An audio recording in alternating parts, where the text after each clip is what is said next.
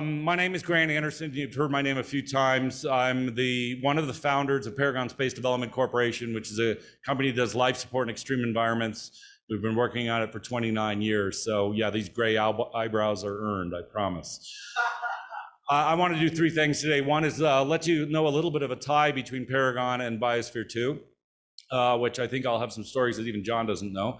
And then a little bit about life support and how it affects the analog environment, or what we would like to see that comes out of analog environment. And then I promise I'd end with a few controversial statements that will then make you argue things over dinner. So, and I'm going to do this in 15 minutes. So first off, about Paragon. I learned about the Biosphere 2 project in 1991 when I was attending ISU in Toulouse, France. The architect came over there and gave a presentation. I thought this was pretty cool. So I came home, and at that time we didn't have Netscape had just started. We didn't have the web. Very few people knew about it, but I signed on to a bulletin board called Sci.Space, and they were posting out of the biosphere about what was going on inside. And I responded to one post, which was from Tabor McCollum, where he said that they had to butcher the pigs because for one thing, they were pretty hungry. As John said, they weren't growing enough. And pigs happen to eat the same things humans do. Now, I'm from Iowa, so I know that. And I also happen to have a grandfather and a great-grandfather who were butchers. So I just said, hey, you know what? In Iowa, what they do is the butcher goes out to the farm, dumps a fifth of bad whiskey in the trough, goes in and has lunch with the farmer and his wife, and then comes out and butchers the animals. And they do that because it tastes better. It essentially is more relaxed. And Tabor wrote back and said, if we had a fifth of bad whiskey in here, it would not go to the pigs. But he kind of liked my comment, and I laughed at his. And so we started going back and forth by email. And then one day, at about day 500 or so, I get this call, and it says, hi, it's Tabor in the biosphere. We talked for about 2 minutes. Then he'd stop and hyperventilate for about another 60 seconds to get his oxygen supply back up. We talked for about 2 more minutes. But I was working at Lockheed at the time. I was the chief design engineer for the solar arrays for space station, those big blue and gold things up there. And I knew that I wanted to leave Lockheed. There were parts about corporate environment that I didn't like, especially in the bad sense, misogynistic, but maybe in the better sense, just the old boys network and everything. And I thought it was a waste of a lot of human potential. And so we decided to start Paragon. So we actually incorporated Paragon in May of 1993. You may, if you know your dates, they came out in September of 1993. So I have actually the distinction of probably being one of the first companies kind of fully created over the internet, and also having started a company with two people whose hands I could not shake. I had gone to the window by that point and put my fingerprint on the outside of the window. So it's kind of like coming home here. However, though, I never spent any time on the Biosphere 2 project. And I should say there were two people involved. One of them, Reese Pedersen, who was a financial controller that I worked with at Lockheed, and Dave Bearden, who now works at JPL, but also used to do NASA programs for the Aerospace Corporation. So that's kind of an introduction of where we are. What does Paragon do? We do life support in extreme environments, space being the ultimate extreme environment. About 80% of our work is space. We also do mine refuge systems, contaminated diving water systems, and a lot of thermal work, because when you keep a human at plus or minus 5 degrees Fahrenheit, keeping electronics at plus or minus 40 degrees Fahrenheit is no problem whatsoever. So we have done esoteric things with hypersonic flight and stuff like that.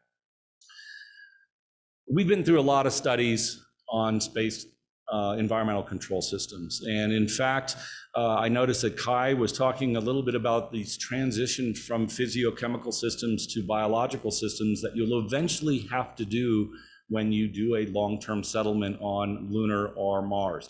You won't start out with plants. And luckily, that's one reason I can keep my talk short.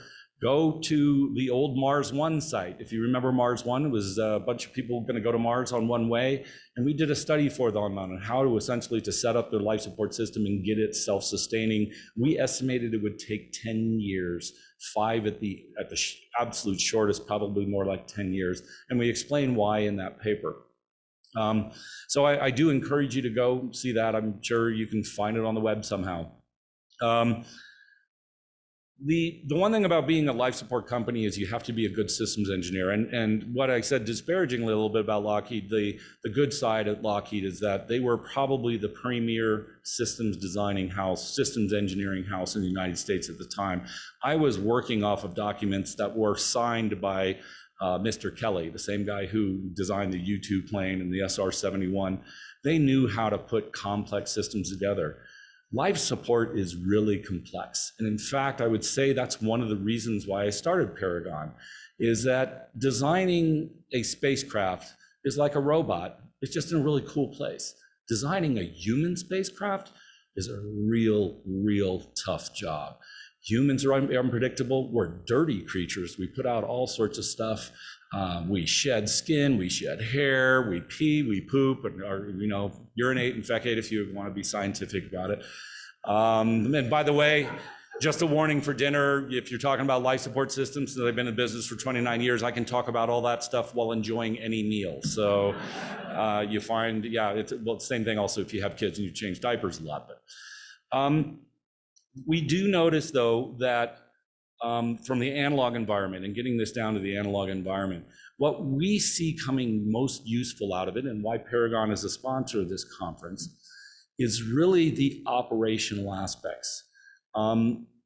I have a fun little presentation. I wasn't going to repeat it for you. You can find it on the internet again, and there's a TEDx talk I did with, didn't have great production values, but it talks a lot about space.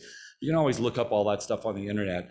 I do one though where I put up the artist rendering of different moon and Mars bases and point out all the things that just, and I try not to use this word very often, will never happen. A glass dome within 400 yards of a rocket landing pad is one of them, I must say.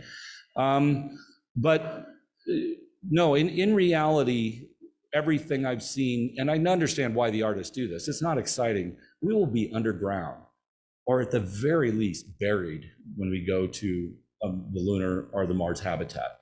The radiation is too much of a problem. And a lot of people say, well, what about the sunlight? There is no sunlight anywhere you can rely on. The moon has a 2-week-long night. So either you're gonna have to have all the batteries to get you through if you're solar powered, or you're gonna have to have a nuclear power system. And I will maintain that we will not have a permanent colony on any planetary body unless we have a very reliable, medium-sized nuclear power plant that we can knock down, put down next to it. So if you're anti-nuclear, fine, you might have to wait another 150 years for technology that'll get you through a 2-week-long lunar night on batteries, or a 2 or 3 month long dust storm on Mars. And I one time, I was the head of a conference, and one of the panels was on Mars exploration. And one of the people that run the rovers in JPL had a picture of the sun from Mars during a dust storm. And he put up the PowerPoint, and it looked like there'd been a printer error. It was black. You could not tell where the sun was. And that was what will happen on a dust storm on Mars for 2 months, 2.5 months. So no matter how you look at it, you need artificial lighting to grow plants. You're going to need artificial lighting otherwise, because you just won't, you will not be able to see your hand in front of your face during a dust storm in Mars. So luckily with the advent of LEDs and stuff like that, that's why I say you only need a medium-sized nuclear power plant as opposed to a mega-sized one. But until we solve that problem, and if we really want to get to Mars in the next 5, 10, 15, 20 years, it's going to have to be nuclear powered. The other thing is, I'm sure everybody's heard the idea of form follows function. And one of the things we don't see, and NASA just refused to fund us for yet again one more study on this that we've been trying to push for 4 or 5 years, is doing a really good operational mission scenario, a really good one that takes into account everything you have to do. And this is where the analog stuff excites us, because this is where you can really start thinking about that, and really start exercising it. However, there's a few things I see in analogs that sort of pop up all the time. One of them is the airlock is usually in the exact opposite direction of where you have to do an EVA to. Walking around as your colony grows, and there's certain things that that restrict you from where you can walk when you do that. You don't want to be too far along from an airlock, no matter how reliable your suit is, whether it's even a Paragon spacesuit. We want to make sure that you're close enough to something, a pressurized rover or something. The other one is the transportation and rovers, and how you go out with rovers, how you get back. All of those things were studied, and if you go look at the lunar Apollo mission books, the planning books on planning EVAs and stuff, they did a pretty good job of it. They, of course, were very worried about walk-back scenarios once they put the rover down. What happens if the rover breaks down? How far are you away? How long will it take you to get back? I know you are also thinking about that, but that's got to be integrated into everything you do in the layout and how you lay out your missions. And we need to be practicing that more and more. Where does it affect me? On the life support system. I have to make sure you have enough oxygen. And here's a question I ask most audiences, but this is a much more sophisticated audience. How many people walked out of the casita or got off the plane today or whatever and worried if they had enough oxygen to make it through the day? Anybody? Okay, yeah, there. The psychological aspects, and this goes a little bit to what John said, the psychological aspects of constantly being in danger are tough. And I want to conclude with this. I made a few waves a few years ago because they said the astronaut selection process is so long. Because one of the last things they do is you interview with the other astronauts, and they kind of do the Roman up and down to some degree. Not sure if they take all no's and yeses. You don't want people self-selecting the people that's with them. They choose who they like on Earth. That's not the same people they're going to like in a closed environment. You really need, and I agree with this, emotional intelligence is the number one thing that you have to look at with an astronaut. Skills, yes, most skills can be taught. It's very, very hard to teach how to have that emotional maturity. So that's all I really wanted to say. And hopefully we can argue nuclear power all night long. And there's a whole bunch of other things as far as recycling. And one other thing, we sponsored a study at the International Space University last summer on a bioregenerative system on Mars. You can go find that off of ISU's website and take a read on that. There's a lot of aspects of isolation. Pathogens going through your food supply is probably one of the worst things from a life support system you can have. And so we really pushed the students on that. So that's all I wanted to say, keeping to my time. I'd say mine says it's free. And I don't know if you want to do questions, just go on a straight thing and I can answer questions at dinner. I'll be here all the way through dinner tonight in the dance show. But unfortunately, I can't make it the next 2 days because my daughter's graduating from college and I'm going to go see that. Thank you.